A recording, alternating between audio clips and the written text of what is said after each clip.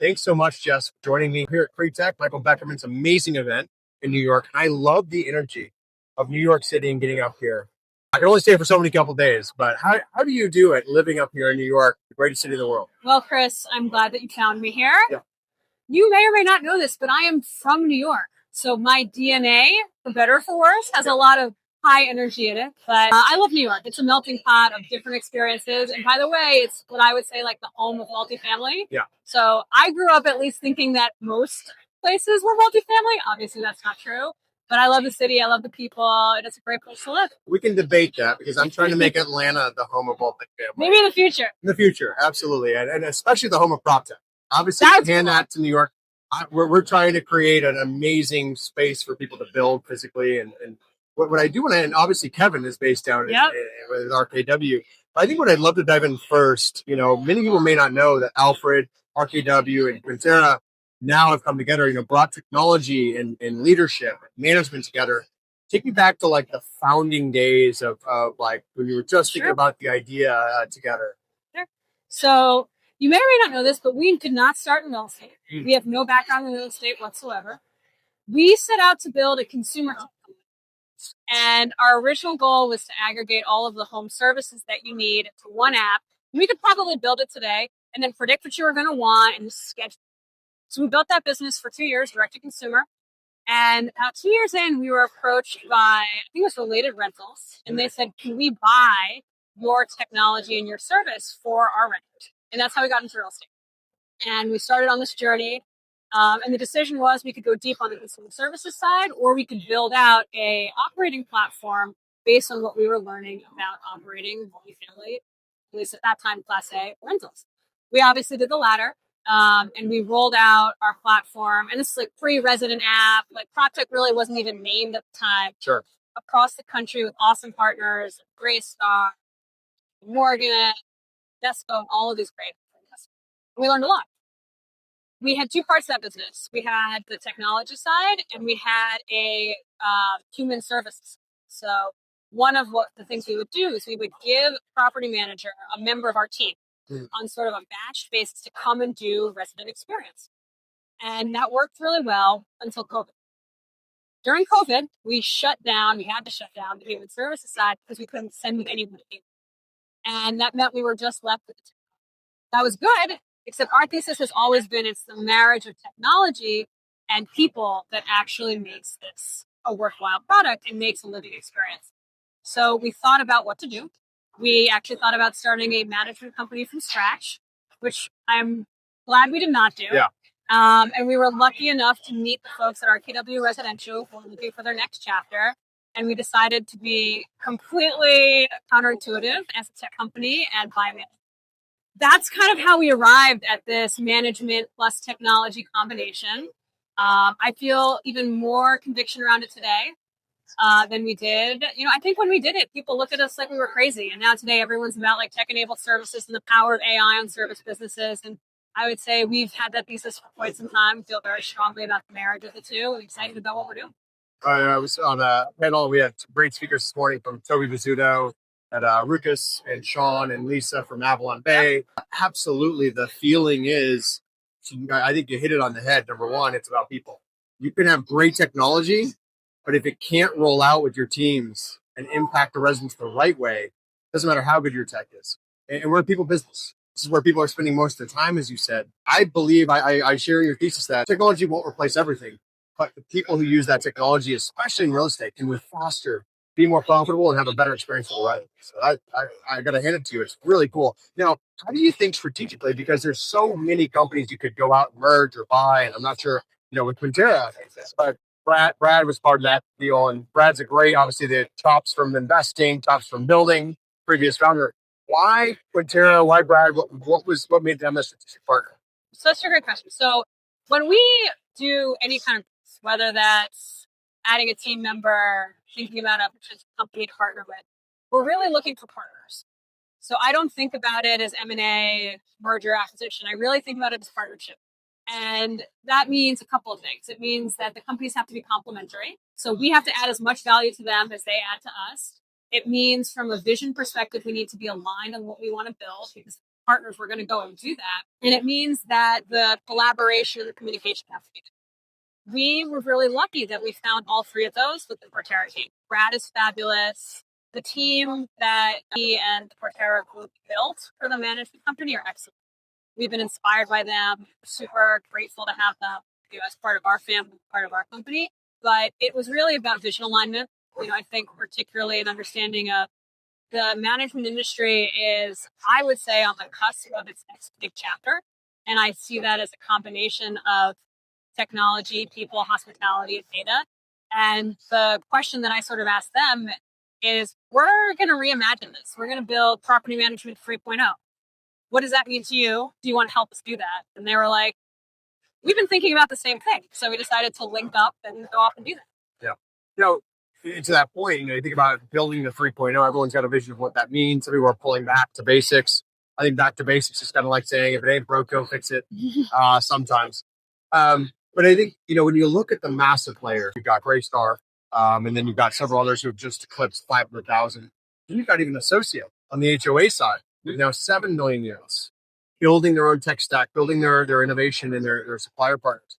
How do you think about, is the number a goal, or is there a different belief for you? Is it to acquire a certain number of units in the next few years, or is it to find the right partners and the right players? It sounds a little bit more alike. So I believe first that we should be the best and offer the best product in the market. That's not about number of units. That's actually about the quality of our team, the quality of our product. Can we deliver what we said we were going to? I believe units follow from that. I actually think being slightly smaller is an advantage. If you want to reimagine how work happens, what roles are on site, off site, what technology is implemented or not, doing the change management and the leadership of that over very large organizations is a hard thing. It's a worthy thing and it's very possible. And I believe many companies will do it, but it is harder than doing it if we're slightly smaller. So I'm really bullish on who we are at the scale that we are. It's not a unit count for me. It's about impact and quality and having great product for our customers. And I generally believe that if we do that, units follows. In terms of customer experiences, there's something that stands out about your team that you're focusing on, of engaging the customer. Because I think AI allows us to actually get rid of some of the back office work or send that more to centralized corporate. What have you found? Is there some secret sauce you found to engage with your residents more, or to even, I'm thinking about your associates being able to spend the right time with your associates and think about pivoting their work? 100%. So one of the things we were super excited about in one of the earlier phases of our business was this idea that we could provide a resident experience only member of the management team. And that was harder, right? That the underwriting might not have supported that, didn't make a lot of sense. I think that's possible. So the questions that we are asking ourselves are, we have all of these great tech tools and events and community engagement, but what are the roles on site really need to be? And as we pull manual work or automate manual work, can we reimagine the on-site roles to be as much about leasing and taking care of the property as engaging a resident from a hospitality perspective? So we are actually in the process of creating new roles or changing some roles to be more hospitality oriented and resident experience and services oriented. And I think we'll continue to see that across the industry. The human premium, I think, is a human premium now, not the opposite. Toby said that this morning. And Toby and I are aligned. Toby said, this is a great opportunity right now for all of us to show the resident why they're paying this rate. And you hit on it. I love that. Can you take us through, do you have a North Star for the team to bring everyone together to think about, this is what we focus on more than anything, or any kind of metrics that matter differently than maybe other firms? So this might be a weird one, but I actually view our platform in sort of the way you view a SaaS business. So I care a lot about retention. Yeah. I want our team to add units and grow, but I really want to deliver a great quality product. Yeah. And I want to manage to a high retention number because I think it's a signal. Now, this industry is different. So building sells and you sell to an owner-operator, like there's some endemic churn in it. But I think it has the reputation of being higher churn than it needs to be. So we're thinking a lot about that, retention figure and making sure that we do a really excellent job and we keep it as high as we can. That's great to hear your thesis around the churn. I think that's brilliant, because if you can just increase your churn just a few ticks, I think that is a massive increase to your profitability. Less work on your on-site staff and move outs versus move ins. Yep. I think a lot about that time period too right now. What are you seeing? Is it a week, 2 weeks, 3 weeks of the time between someone moves out and someone moves in sometimes? It depends. I'd say industry average, probably 14 days. We try to keep it under 7. Wow. That's incredible if you can do that. What's something else that you are most excited about right now for the next few months or even into next year? Yeah. So I'm very, very bullish on our industry. I feel like I'm an adopted member of this industry. I did not come from it, but I've spent the last 8 years getting deep and deep in it, and I love the people. I am extremely high conviction and excited on what we can build. Right. I think a lot of people look at property management and say it's a bad business. I fully disagree. I think it's an excellent business. I think it has a lot of opportunity. It really changes how people live. I think it creates great careers. I think it creates great leaders, right? Like there's a ton of uncertainty. You have to deal with change. So I'm really excited about the future of what it can be. I'm really grateful. I have an amazing team. I think someone on stage said it, but I'm definitely the weakest link in my team. So I feel extremely grateful to have. We had a interview yesterday with the CEO in Atlanta on student housing, and he shared how it really surprised him when his investors came to him early on and said, "You need some help." He was like, looking back, it was the greatest thing that ever happened. He said, "I would have never gotten to where we are today." So that's good that you have the awareness. Real quick, I mean, in terms of obviously you've grown the team. What can we help you with right now? Is there something you're looking for, whether it's people, technology, especially with your lens on technology? How do you think about when to decide when to build, when to buy, and when to partner? How do you think about that? So the truth is we will do it all. Yeah. I believe in open ecosystem. I don't think any individual company can build it all, nor do I think they should. I very much believe in partner. And to the degree it makes sense to buy something, we will. But the way that we think about it is, what do we need to be excellent, right? We need to be excellent at resident experience, at creating good bottom line for our owners. And what are the core capabilities that we need to do to be excellent? That we're going to want to. Anything else, and there's many other things we need to do to operate our business, we're going to partner.